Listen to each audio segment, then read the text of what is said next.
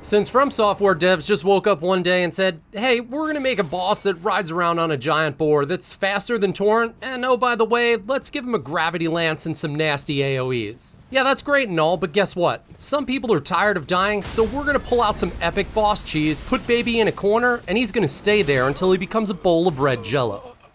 Ladies and gentlemen, while you can really use any AoE for this method, I'm sure we can all agree that blood loss can burn a health bar pretty quick. That being said, for this setup, you'll need Mogwin's Sacred Spear, which requires a 24 in Strength, 14 in Dexterity, and a 27 in Arcane. To really dial up the build, you can also slot the Lord of Blood's Exaltation, the Carrion Filigreed Crest, and the Shard of Alexander. For the cherry on top, you can wear the White Mask, which increases your AP by 10% for 20 seconds when blood loss is inflicted.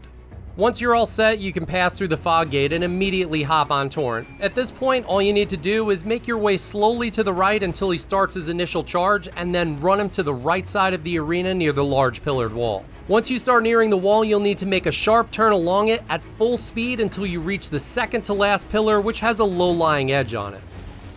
Once you finally see the pillar, you'll need to head around back and jump Torrent right up into the corner where you can dismount and start raining down AoE blood damage. At this point, he'll be stuck in the corner and you can continue to send blood loss his way until he reaches around half health, and that's where things get a little interesting. But this method is pretty easy since you won't need to play musical chairs around a stone pillar.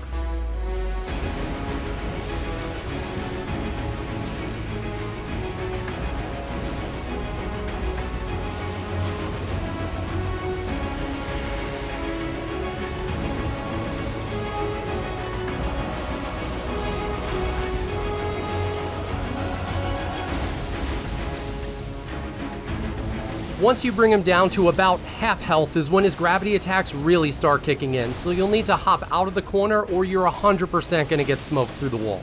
As long as you stay right along the wall when moving away from the gravity attacks, he'll still be stuck, just don't walk too far past the square seal or he'll break free, ride around, and one-shot you. You'll need to pick your window of opportunity carefully to head back towards the corner in order to continue your attacks. The one big attack you'll need to keep an eye out for is the one where the rocks explode out of the ground, since it's got a pretty far reach through the wall, but it won't go any farther than the back of the square seal on the wall. As you continue your attacks, it's important to note that you don't necessarily have to jump into the corner for the remainder of the fight. You can just dip in and out on foot, because the Blood Boon ritual still reaches him through the wall. You'll really just have to jump into the corner initially to ensure that he gets stuck. So from here, I'm pretty sure you got the idea, so I'll speed up the footage to save you some time.